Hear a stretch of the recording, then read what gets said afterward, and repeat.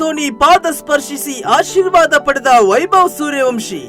ಹೌದು, ರಾಜಸ್ಥಾನ್ ರಾಯಲ್ಸ್ ತಂಡದ ಯುವ ಆರಂಭಿಕ ಹೊಡಿಬಡಿ ಆಟಗಾರ ವೈಭವ್ ಸೂರ್ಯವಂಶಿ ಚೆನ್ನೈ ಸೂಪರ್ ಕಿಂಗ್ಸ್ ವಿರುದ್ಧದ 57 ರನ್ಗಳ ಸ್ಫೋಟಕ ಇನ್ನಿಂಗ್ಸ್ ಆಡಿದ್ರು. ಆ ಮೂಲಕ ರಾಜಸ್ಥಾನ್ ರಾಯಲ್ಸ್ ತಂಡದ ಗೆಲುವಿಗೆ ನೆರವಾದ್ರು.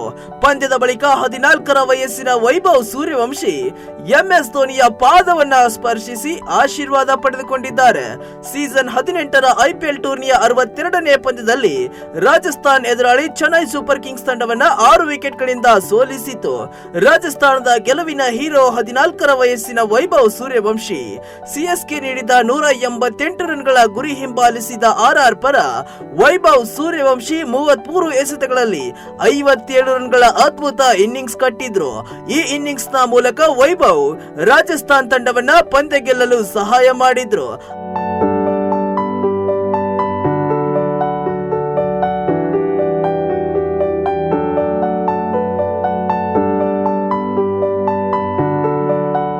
ಆದರೆ ಪಂದ್ಯದ ಬಳಿಕ ತಮ್ಮ ನಡೆಯಿಂದ ರಾಜಸ್ಥಾನ್ ರಾಯಲ್ಸ್ ಆರಂಭಿಕ ಎಲ್ಲರ ಹೃದಯವನ್ನ ಗೆದ್ದಿದ್ದಾರೆ.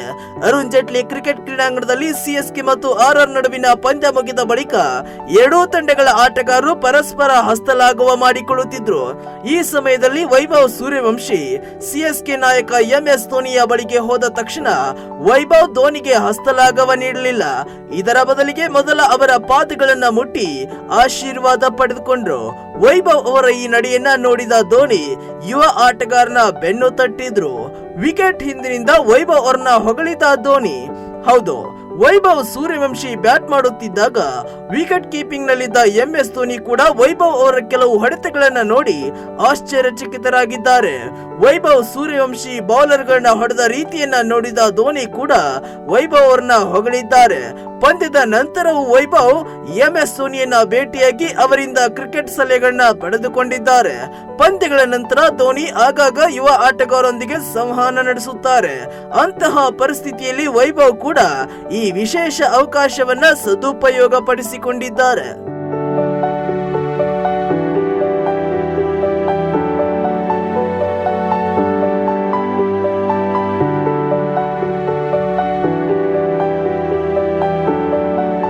ಹೀಗೆ ವೈಭವ್ ಸೂರ್ಯವಂಶಿ ಕ್ರಿಕೆಟ್ ದಿಗ್ಗಜ ಮಹೇಂದ್ರ ಸಿಂಗ್ ಧೋನಿಯ ಆಶೀರ್ವಾದ ಪಡೆದಿದ್ದು ಇದೀಗ ಎಲ್ಲೆಡೆ ಮೆಚ್ಚುಗೆ ವ್ಯಕ್ತವಾಗುತ್ತಿದೆ. ವೈಭವ್ ಸೂರ್ಯವಂಶಿ ತಾನಾಡಿರುವ ಮೊದಲ ಸೀಸನ್ ನಲ್ಲೇ ಕ್ರಿಕೆಟ್ ಜಗತ್ತಿನ ನಿದ್ದೆಗೆಡಿಸಿದ್ದಾರೆ. ಅದ್ಭುತ ಬ್ಯಾಟಿಂಗ್ ಮೂಲಕ ಎಲ್ಲರ ಗಮನ ಸೆಳೆದಿದ್ದಾರೆ. ಕೇವಲ 14ರ ಪುಟ್ಟ ಪೋರನ ಆಟಕ್ಕೆ ಎಲ್ಲರೂ ಫಿದಾ ಆಗಿದ್ದಾರೆ. ಇಂತಹ ವೈಭವ್ ಸೀನಿಯರ್ ಆಟಗಾರರ ಮಾರ್ಗದರ್ಶನ ಪಡೆಯುವುದನ್ನ ನಿಲ್ಲಿಸಿಲ್ಲ. ಪ್ರತಿ ಪಂದ್ಯಗಳ ನಂತರ ಹಿರಿಯ ಆಟಗಾರರನ್ನ ಭೇಟಿಯಾಗಿ ಸಲಹೆ ಸೂಚನೆ ಪಡೆದುಕೊಳ್ಳುತ್ತಿದ್ದಾರೆ. ಅದರಂತೆಯೇ ತಮ್ಮ ಕೊನೆಯ ಪಂದ್ಯ ಆಡಿದ ನಂತರ ಧೋನಿಯನ್ನ ಮತ್ತೆ ಭೇಟಿಯಾಗಿ ಕ್ರಿಕೆಟಿಂಗ್ ಟಿಪ್ಸ್ ಪಡೆದುಕೊಂಡಿದ್ದಾರೆ. ವೈಭವ್ ಸೂರ್ಯವಂಶಿ ಭವಿಷ್ಯದ ಕ್ರಿಕೆಟ್ ನಲ್ಲಿ ಬೆಳಕಾಗಬೇಕಾಗಿರುವಂತವರು. ಅವರ ಕ್ರಿಕೆಟ್ ಸಾಮರ್ಥ್ಯ ಇಡೀ ಜಗತ್ತಿಗೆ ತಿಳಿಯಬೇಕಾಗಿದೆ. ಆದರೆ ಇದೇ ಆಟವನ್ನ ಮುಂದುವರಿಸಿಕೊಂಡು ಹೋಗಬೇಕಾಗಿರುವ ದೊಡ್ಡ ಜವಾಬ್ದಾರಿ ಕೂಡ ವೈಭವ್ ಸೂರ್ಯವಂಶಿ ಮೇಲಿದೆ. ಸದ್ಯ ಧೋನಿ ಮತ್ತು ವೈಭವ್ ಸೂರ್ಯವಂಶಿಯ ಭಾವನಾತ್ಮಕ ವಿಡಿಯೋ, ಅವರ ಕಾಲಿಗೆ ಸ್ಪರ್ಶಿಸಿ ಆಶೀರ್ವಾದ ಪಡೆದುಕೊಂಡ ವಿಡಿಯೋ ಸದ್ಯ ಸೋಷಿಯಲ್ ಮೀಡಿಯಾದಲ್ಲಿ ಸಿಕ್ಕಾಪಟ್ಟೆ ವೈರಲ್ ಆಗುತ್ತಿದೆ.